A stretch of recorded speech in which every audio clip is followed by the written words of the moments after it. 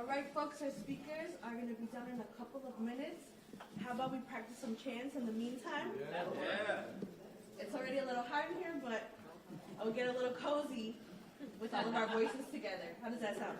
So we're going to do a couple, and that way, when we get to the press conference and we have our speakers, we can break up some of the speakers with a couple of chants. Sound good? Yeah. But also, thank you all so much for getting here, whether you took a train, you took a bus, you walked, you drove, you got in your spaceship, you made it here. So thank you so much for making the time. All right, so I'll go first, and then we'll do it together. No fear, no hate, no ice in our state. No fear, no hate, no ice in our state. No fear, no hate, No ice in our state. no fear, no hate, No ice in our state. no fear, no hate, No ice in our state. no fear, no hate, No ice in our state. no fear, no hate, No ice in our state. no fear, no hate. No ice in our state. Yeah, let's give it up. I'm gonna throw this one in there just because we're warming up. We're warming up. Chicago isn't licking boots. No Trump, no troops.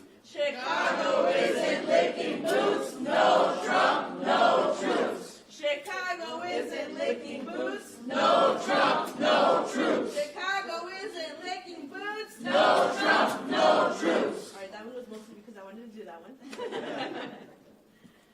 Let's do it in Spanish. Everyone good? Se ve, se siente, el pueblo está presente. Se ve, se siente, el pueblo está presente. Se ve, se siente, El pueblo está presente. se ve, Se siente, el pueblo está presente. se ve, Se siente, el pueblo está presente. se ve, Se siente, el pueblo está presente. se ve. Se siente, el pueblo está presente. Let's give it up for our speakers that are coming down.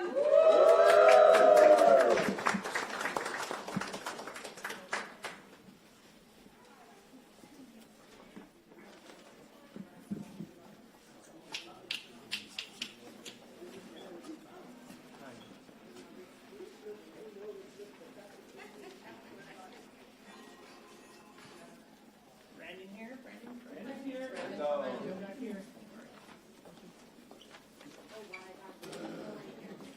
Hi, everybody. Hi everybody, welcome to Enlace. Can we have the speakers Why are we set up all the way over here? come to the front, please? Make room for the speakers. Definitely getting in the way.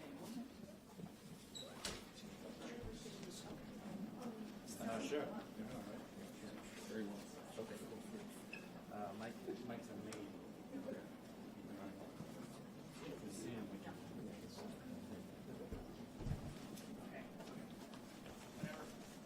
Wait, Lana, are you good? Yes.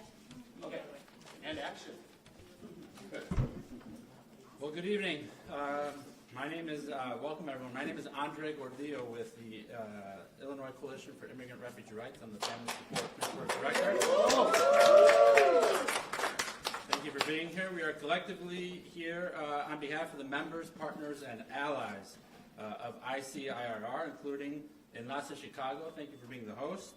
Brighton Park Neighborhood Council, the Coalition for Spiritual and Public Leadership, Casa Michoacan, Teamsters Local 705, Chicago Federation of Labor, Arab American Family Services, COFI, the Jewish Council on Urban Affairs, the Chicago Teachers Union, Unite Here, Chicago Workers Collaborative, Metropolitan Family Services, the Cicero Berwyn Rapid Response Team, the Legal Aid Society, United African Organization, and the National Immigrant Justice Center. If I've missed your name, please shout it out in the crowd. Arise Chicago. Arise Chicago. Arise Chicago, thank you. Great.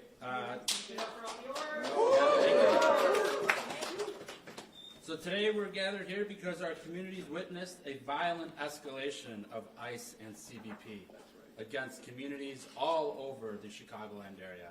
Over a dozen neighbors and family members in Cicero, Little Village, Brighton Park, and Backley Yards have been today detained. This escalation has been verified by the level of activity on our Family Support Network hotline via the rapid response teams that we're in constant communication with, and the testimonials that you will hear from community members to follow. This includes neighborhood perspectives from people from Brighton Park and Little Village, the testimony from a citizen who was arrested by ICE and released, and labor leaders who witnessed ICE visit their picket line. While Trump orders his minions to attack our communities to distract from his regime's hateful, horrific, and increasingly fascist agenda, the harm on our families and neighbors is real and shows a disdain for the law and Constitution. As ICE and CBP violate our rights, we will continue to demand accountability and ask everyday Illinoisans to step up as they have throughout the year by looking out for your neighbors, being vigilant in your community, and calling the Family Support Hotline. That's right. We will share more information about that at the end, but first I'd like to welcome the Executive Director of Enlace Chicago, Marcy Rodriguez. Thank you, everyone. I'm going to make some comments in Spanish first, and then I'll transition to English. Buenas tardes a todos y bienvenidos aquí a nuestra casa, Enlace Chicago. Gracias por estar aquí y acompañar a las comunidades de La Villita, Cicero y Brighton Park que fueron atacadas hoy. Antes de explicar la línea de tiempo de lo que sucedió hoy, quiero compartir algo que mi equipo me contó de esta mañana. El agente Bovino llegó directamente hasta nuestra puerta principal, por donde entraron ustedes, saludó y le sonrió a mi personal, como si causarle miedo a nuestra comunidad le brinda alegría. Fue inquietante, perturbador y sinceramente desagradecer ver a alguien disfrutar de la intimidación que nos trae a nosotros. Pero aquí en La Villita nuestra alegría viene de algo totalmente distinto, del amor que nos tenemos, de cómo nos protegemos al uno al otro, nos apoyamos y nos cuidamos mutuamente, y de que nuestra cultura hermosa es vibrante. Nuestra alegría nunca proviene de causar miedo o ansiedad a los demás. Lo que ocurrió en esta mañana, aproximadamente como a las 9:45 de la mañana, una caravana de 7 u 8 camionetas de ICE bloqueó la intersección de la 28 y la Harding, que está aquí en la esquina, justo como nuestras oficinas de enlace estaban abiertas. Como a las 10 de la mañana, los agentes bajaron de sus vehículos y el agente Bovino y otros se acercaron a nuestra puerta y saludaron a nuestro personal. Una táctica clara de intimidación. Permanecieron en esta zona durante 15 o 20 minutos más o menos, caminando sin propósito por esta calle. Como a las 10:15, 10:30 de la mañana, detuvieron a 2 hombres aquí en esta calle. Un señor que estaba franticamente tratando de entrar a su casa. Lo sacaron de su gangway y lo detenieron. La caravana siguió dando vueltas a esta cuadra, estacionándose en los callejones que están aquí atrás, al sur y al norte de la calle 28. Helicópteros, silbatos y carros empezaron a advertir a la comunidad que aquí estaban ellos. Como hasta las 11 de la mañana estuvieron aquí. Una organización aliada muy querida de nosotros, no lejos de aquí, estaba realizando una entrega navideña de alimentos y su evento fue interrumpido por esta cosa ilegal, innecesaria y sin sentido. Enlace abre nuestras puertas a toda la comunidad, pero no a estos agentes federales. Seguiremos sirviendo, apoyando y acompañando a nuestras familias hoy y todos los días. Ellos regresaron a Chicago porque fracasaron en Charlotte, North Carolina y en New Orleans. Pero aquí quiero que sea una cosa muy clara. Nosotros y nuestras organizaciones aliadas, los miembros de ICER y los equipos de respuesta rápida, estamos preparados para ustedes. Lo que pasó no es una prueba de fuerza, coordinación y resiliencia Lo que pasó es una prueba de nuestra coordinación y la fuerza y resiliencia de nuestra red. Quiero agradecerles a todas nuestras organizaciones aliadas, socios y miembros de la comunidad que llegaron esta mañana a nuestra puerta para cuidarnos. No nos van a intimidar, no nos van a silenciar. Gracias. Sí se puede, sí se puede, sí se puede, sí se puede. I'm going to repeat that in English real quick, and then I'll hand it over.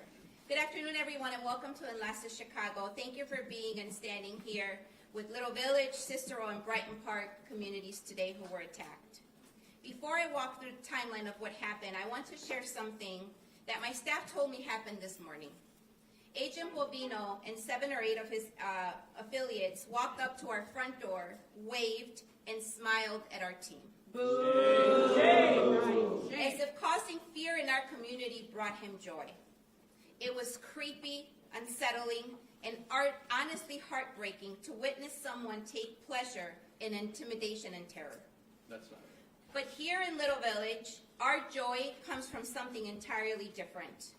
It comes from the love we have for one another, for how we protect, support, and take care of each other, and from our beautiful, vibrant culture. That's right. Our joy does not come from causing fear and anxiety to others. Around 9:45 in the morning, an ICE caravan of about 7 or 8 SUVs blocked the intersection of 20th and Harding, which is the corner of both of our Enlace offices. At about 10 a.m., agents exited their vehicles, and Agent Bovino and others approached our front door and waved to our staff, a clear intimidation tactic. They remained in our area for about 15 to 20 minutes, senselessly walking up and down the blocks as if showing their presence to intimidate the people in the community. Between 10:15 and 10:30, they detained 2 men right across the street from our offices here. One man who was frantically trying to open his door with his key. He was taken from the gangway and detained. Shame. Shame. The caravan continued to circling our blocks, and they parked in the alleys north and south of 28th Street. One of our beloved partner organizations was holding a holiday food giveaway and had their event disrupted by this unlawful, unnecessary, and pointless disturbance.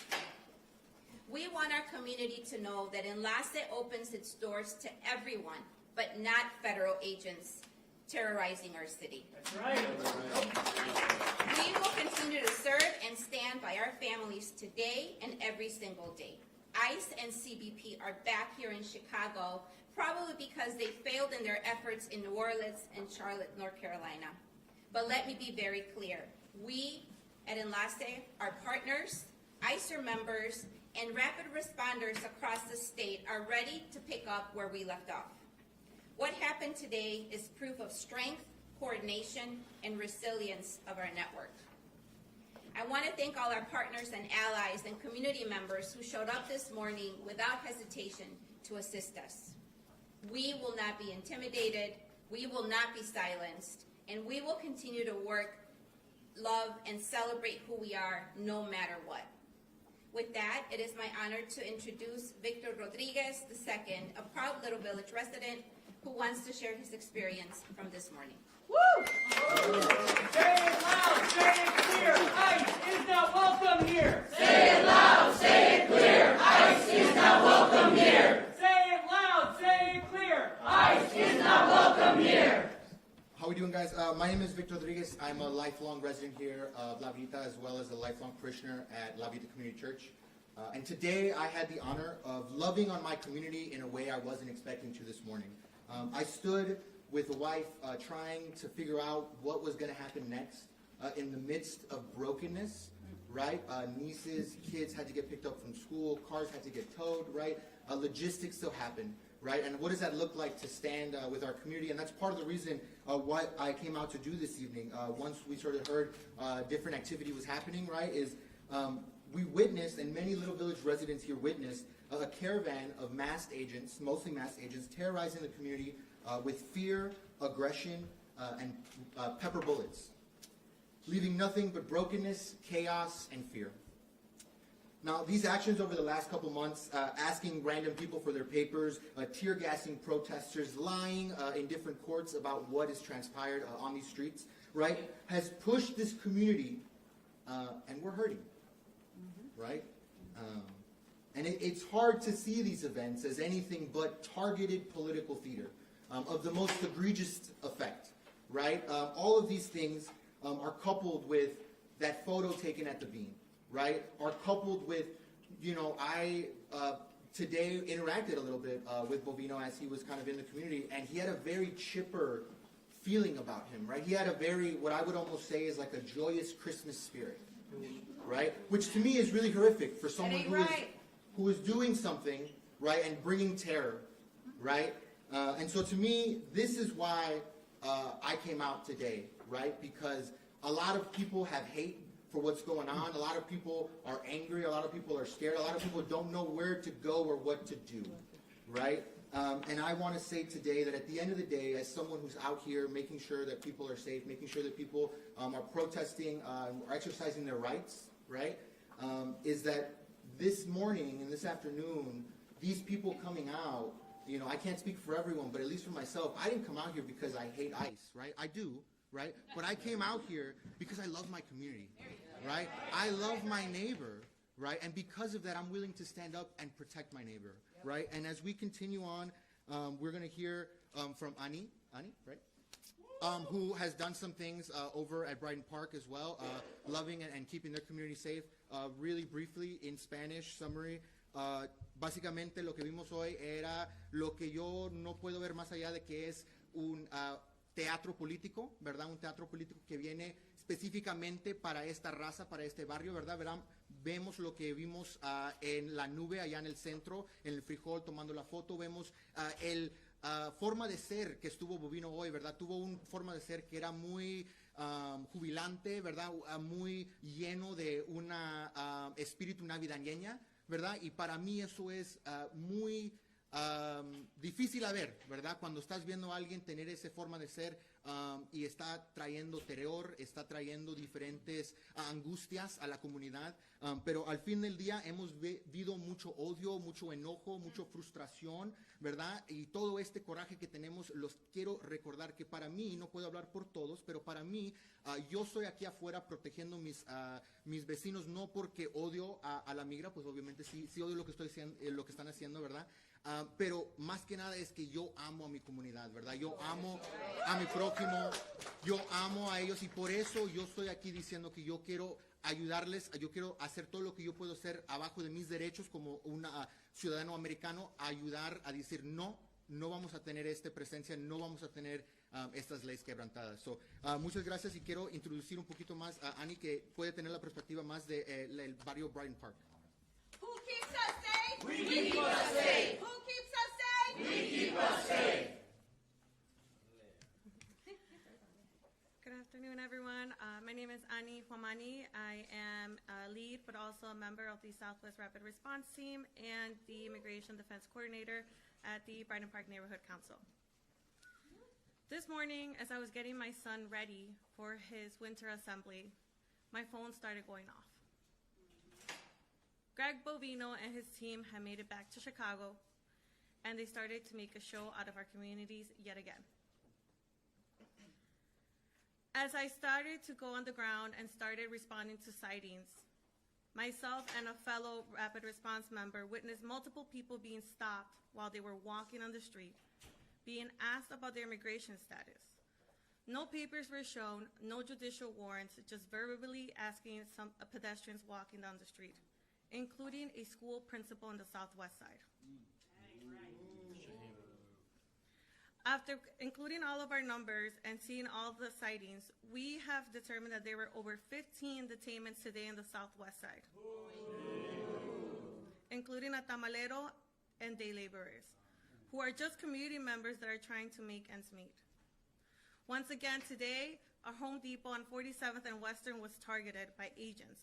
They kept returning to the site and continuing to use different vehicles and different license plates at the time. We witnessed how agents were driving their cars without license plates, the wrong way on a one-way streets, running red lights, and just behaving recklessly. This is not law. They are the real danger in our communities. That's right. We're not afraid. Our rapid response team will continue to show up for our communities because only we keep each other safe. We will continue to document all of their illegal and unconstitutional abductions. We will continue to pursue legal action, and we will continue to defeat ICE and CBP. That's right. Ahora en español. Buenas tardes, mi nombre es Annie Guamaní. Estoy con el equipo de respuesta rápida del suroeste de Chicago, pero también con el concilio comunitario de Brighton Park. Esta mañana, mientras que alistaba a mi hijo para su asamblea de invierno, comenzaron a llegar muchas alertas a mi teléfono. Se estaba confirmando que Bovino y su equipo habían regresado otra vez a nuestras comunidades para hacer un espectáculo de nuestra comunidad. Mientras que comenzábamos a responder a avistamientos en nuestra comunidad con una compañera, vimos varias personas ser detenidas mientras caminaban libremente en las calles o en las veredas y les preguntaban sobre su estado migratorio. No enseñaban ningún papel, no había ninguna orden judicial, solo verbalmente les preguntaban si habían nacido aquí en los Estados Unidos, incluyendo a un director de una escuela pública en el suroeste de Chicago. Al hacer nuestras calculaciones, hemos determinado que ha visto más de 15 detenciones hoy día en el suroeste de Chicago, incluyendo un tamalero, jornaleros, que solo son miembros de la comunidad que solo están tratando de sobrevivir. Una vez más, nuestro Home Depot en la 47 y la Western fue atacado con agentes que regresaban múltiples veces durante el día con diferentes automóviles. Presenciamos coches conducidos por agentes sin placas, conduciendo al sentido contrario de calles de un solo sentido, pasando luces rojas, comportándose de forma imprudente. Esto no es ley y orden. Ellos son el verdadero peligro de nuestras comunidades. Nuestro equipo de respuesta rápida y los miembros no tenemos miedo y seguiremos presentes en nuestras comunidades porque solo nosotros nos protegemos mutuamente. Gracias. Now, please help me welcome Nico Coronado from Teamsters Local 705.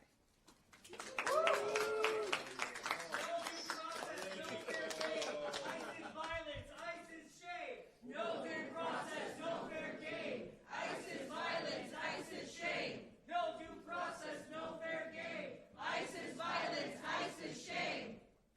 Good afternoon, everybody. Thank you for having me, and I do want to keep it brief, just to respect everybody's time here. But before I get into what happened to our members this morning on the picket line, I want to give you a little bit of a brief history of our fight and how it relates to everything going on here and the power that I see in this room today. So our workers, approximately 120 production workers at Teamsters Local 705 for Mauser Packaging Solutions, have been on strike since June 9th. And we have about approximately 20 drivers who have been honoring the picket line since June 9th. Now, since that date, not a single one of those drivers or production workers have crossed the picket line. And this fight, solidarity. And we're not asking for anything grandiose, right? We're asking for fair wages. We're asking for affordable health care, safer working conditions. You know, these individuals are around toxic materials, and we're just asking for the bare minimum of adequate air ventilation within the plant. But not only that, we're asking for immigration protection language to be enshrined in the contract. Now, what did that mean, right, when we were first organizing and bargaining for a collective bargaining agreement? It meant that ICE, CBP, and other like agents couldn't just march in the employer's workplace. They would need to provide a judicial warrant. The bare minimum, really. We just wanted the employer to be a partner in that way, to protect their employees allegedly, they said multiple times across the table that they cared about the safety of their employees.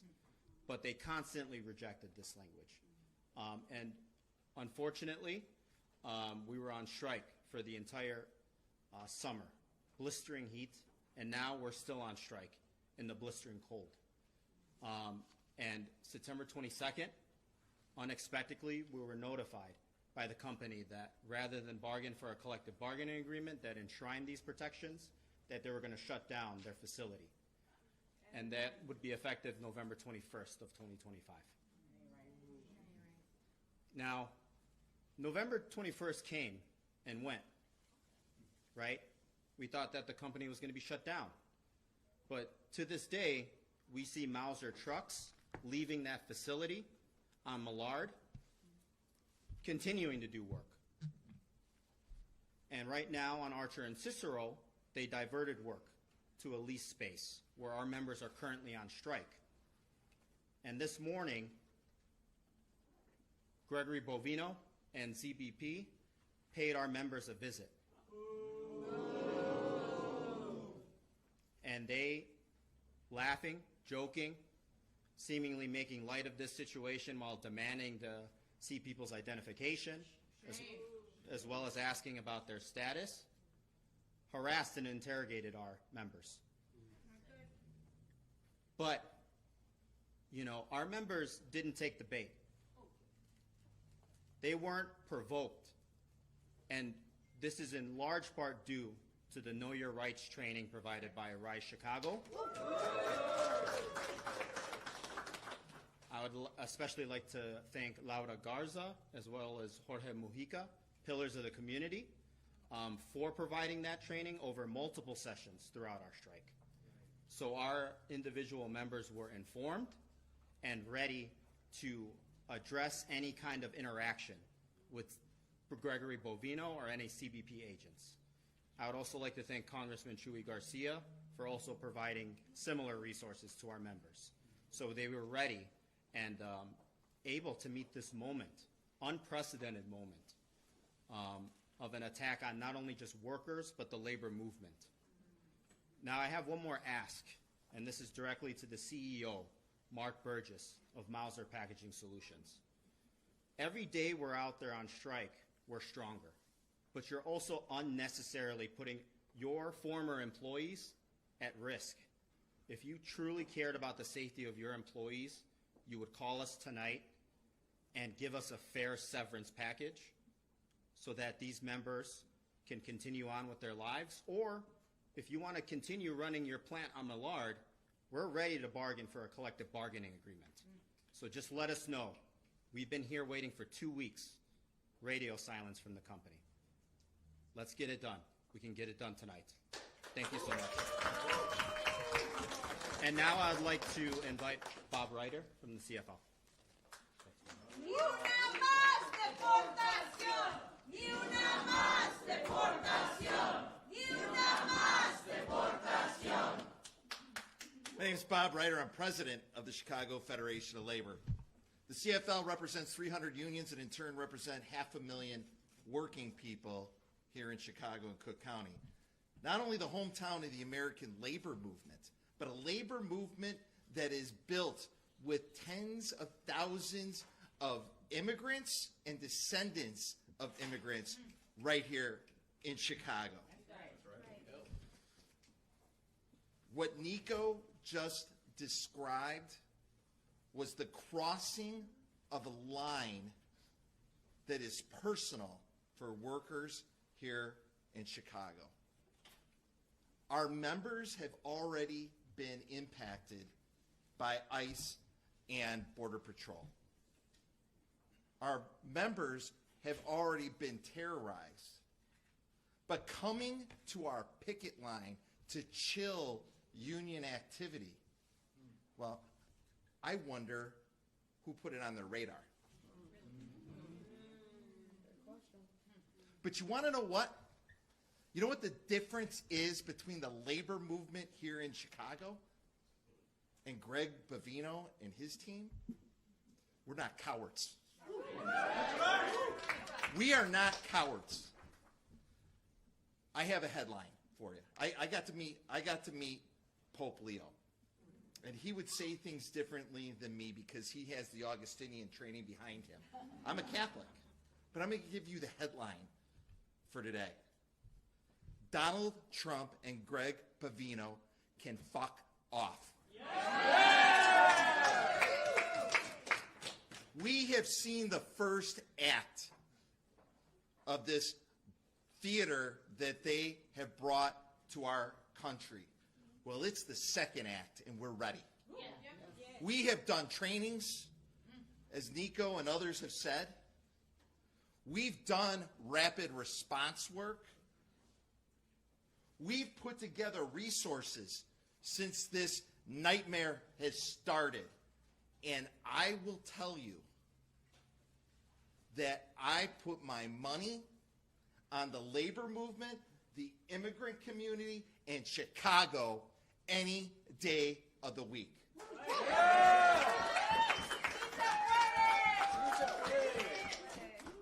We are a tough city. I have the pleasure of being part of a coalition that came together around all this, Hands Off Chicago, that ICER's a part of. I'm a proud board member of ICER.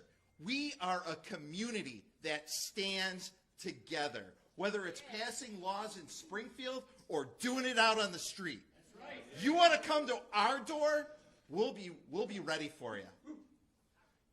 I want to thank all the organizations standing with us here today, because we can't do it alone. This is a multi-generational, multi-ethnic coalition of everybody. That's what's so great about this. From the south side to the north side, from Latino communities to black communities to white communities to Asian communities, we're all in this together. We are Chicago. And I am going to bring up now one of the fiercest advocates, not only for our immigrant population here in the city and the state of Illinois. I'm going to bring up one of the fiercest advocates for this community that has been terrorized more than once. One of our champions and one of our fighters, not just because she's a legislator, but because she's an organizer. And that's State Senator Selena Villanueva.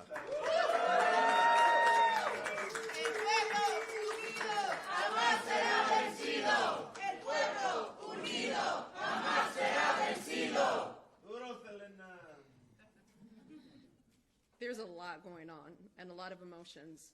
When I woke up this morning, I thought, I'm going to head to Union Station and go watch the governor sign a huge transportation bill that puts our public transportation system here in the state of Illinois, particularly northeastern Illinois, into the future. Why?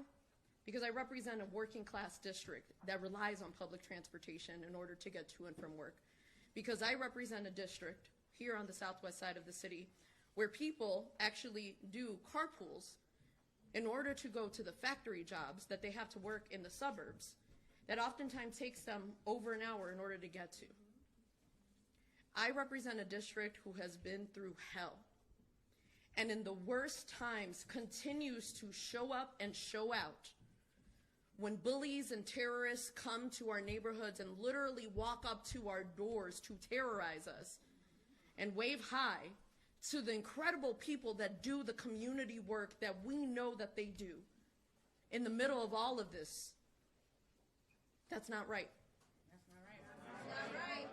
I didn't wake up this morning thinking that I was going to deal with Greg Bovino and see him again face to face like I did this morning. It's not a happy idea. I don't think anybody goes to sleep thinking that they want to see Greg Bovino in the morning. No. And it's very interesting when I'm already a short person and I'm taller than him. I've seen him face to face, toe to toe. I know I'm taller. That's part of his issue. It is part of the issue. And to be honest with you, there's a lot to say, but I'm pissed off. I'm pissed off because I represent a district that includes Brighton Park, that includes parts of Back of the Yards, that includes Little Village, my home, that includes incredible people who are literally just getting back to some semblance of normalcy after the chaos of the summer, and because it got too cold for CBP to be in Chicago. But see here, true Chicagoans aren't afraid of the cold. We don't like it, but we're not afraid of the cold. And this morning, what I saw and what I witnessed was neighbors, workers, family members, loved ones running out of the house, literally trying to put hats and gloves on, sometimes with no coats, fighting back every step of the way, because when these terrorists come to our streets, that's what we do. We fight back. Because when these terrorists come and try to meet us in the streets because they want to call us gang members and they want to call us criminals, we fight back because we use the Constitution. We're not the ones breaking the laws. We're not the ones driving erratically and almost crashing into people, which is what I saw. We're not the ones breaking up families and terrorizing people just for the hell of it. We're not the ones trying to intimidate people because we're short. That's right. And I know everybody thinks that that's funny, but we already know that some people have complexes and they find themselves in the White House.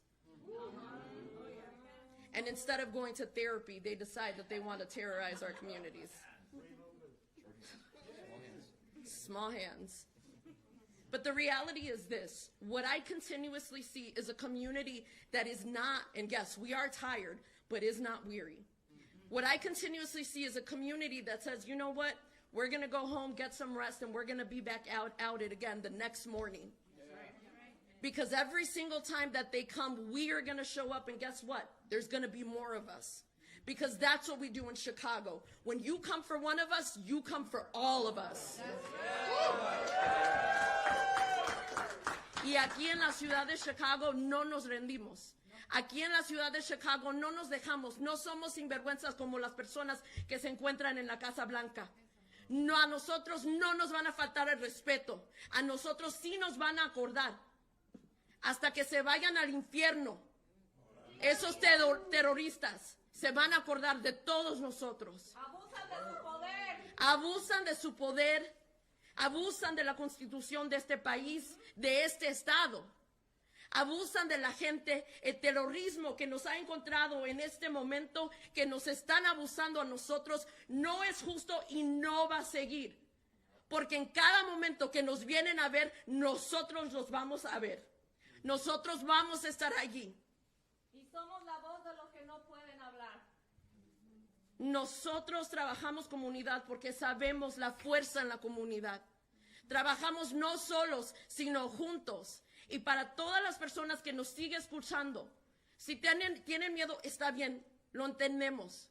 Pero para todos los demás que tienen ese privilegio, es responsabilidad de todos nosotros de seguir luchando contra las injusticias que nos siguen arrebatando a nuestras comunidades.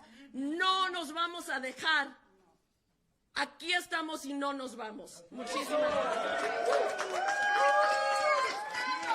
No nos vamos. Aquí estamos y no nos vamos. Aquí estamos y no nos vamos.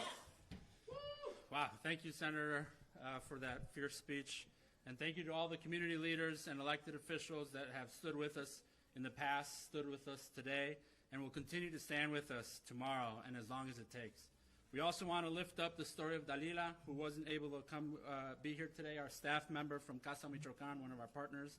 Dalila is a U.S. citizen who was arrested today by ICE for looking out for her neighbors. Thankfully, she's been released, but it goes to show how ICE's violence targets all Chicagoans and all Illinoisans. A few critical reminders that everyone that's out and about documenting ICE and CBP, if you see them, there are 6 things that we want you to know as you document.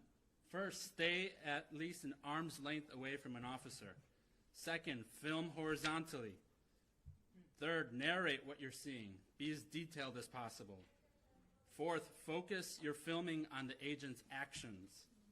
The fifth, do not share your footage publicly if you're able to without permission of the person being detained or their family. And 6, call the FSN number, the hotline. It's 855-435-7693.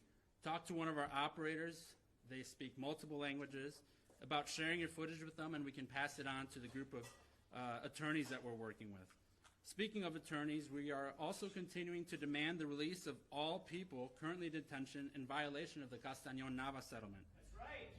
It is important to document detentions and call the hotline because we are joining our partners at NIJC, at OCAD, at the ACLU of Illinois to ensure the release of all people whose rights have been violated by ICE and CBP.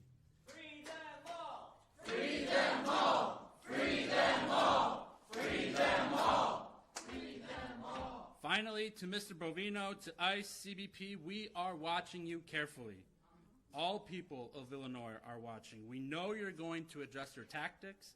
We know you have a directive to operate even in further secrecy, without transparency, and further from accountability. But here in Illinois, we are going to continue organizing, we are going to continue building community, and we are going to continue demanding an end to the raids until all the deportations are over and ICE is out of Illinois and out of everywhere.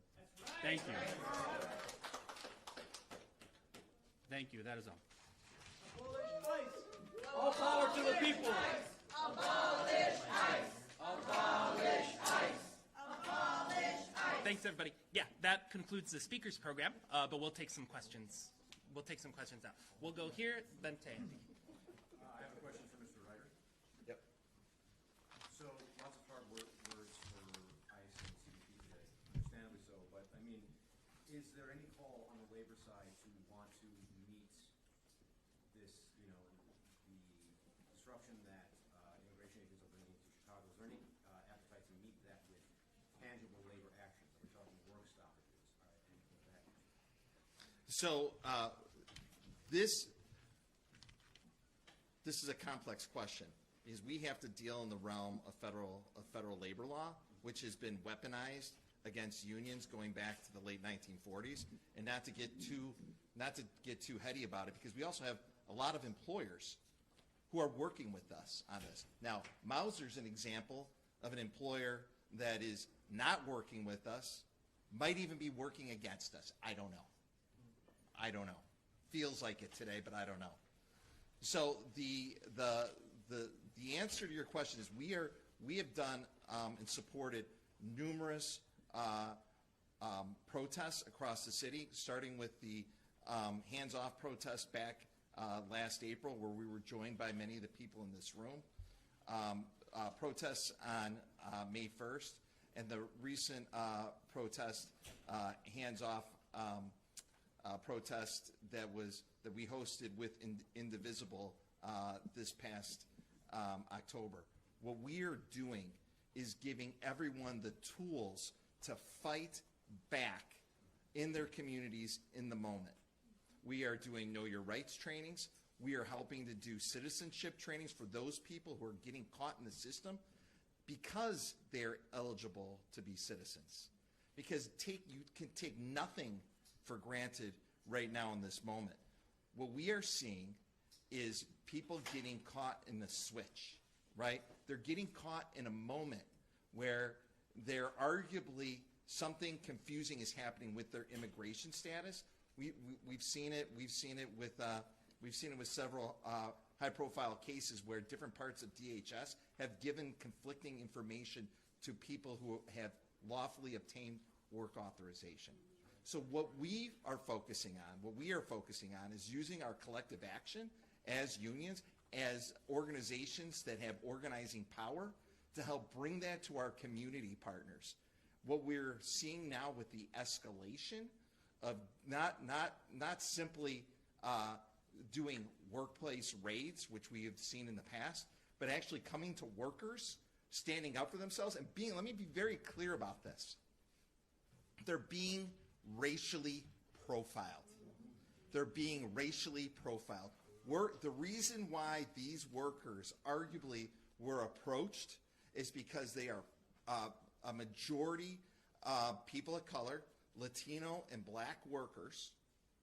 Latino and black workers have been targeted all over. You know, we have immigrants of every race, but we have seen that what ICE and Border Patrol have done in order to do their so-called midway blitz is to go after people of color. Detain, first, ask questions later. It's not right. It is not right that a immigrant worker, because they have brown skin, has to carry their passport with them, walking around the city that they live in. It's not right. I shouldn't have to get stories of people having to pull out their phones to go through their photographs. And by the happenstance that they took a picture of their passport. Now people are doing it out of fear. Out of fear. I am talking about U.S. citizens. I am talking about people who have lawful status. Imagine the people who came to this country, like many of our ancestors did, who came here regardless of their citizenship status, to be able to provide for their families, because everybody's got a story like that. Everybody's got a story like that. I've got a story like that. All of these folks have a story like that. Even Donald Trump has a story like that. Because his family came here. His wife came here from another country. And it is despicable. It is despicable that we're here in this moment. So, do I have a specific tactic to throw on the table? No, but guess what? Wait and see. We'll figure it out. That's right. That's right.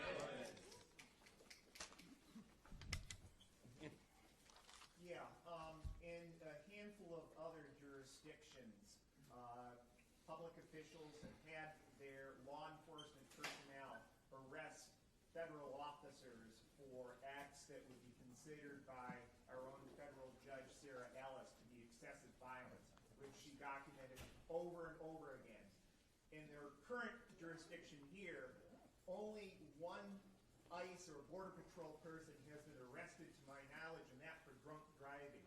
You call on local law enforcement officials and their bosses to begin arresting these ICE and Border Patrol officers for the excessive violence, which clearly exceeds their authority.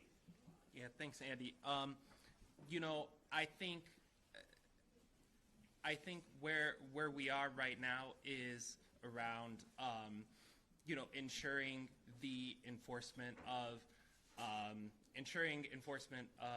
laws like HB 1312, which was just passed, which was just signed into law by the governor last week, as well as the Illinois Trust Act and the Chicago Welcoming City Ordinance. I think I'll let Senator Villanueva take some of this as well, but that for our part as advocates, that's where we're focused.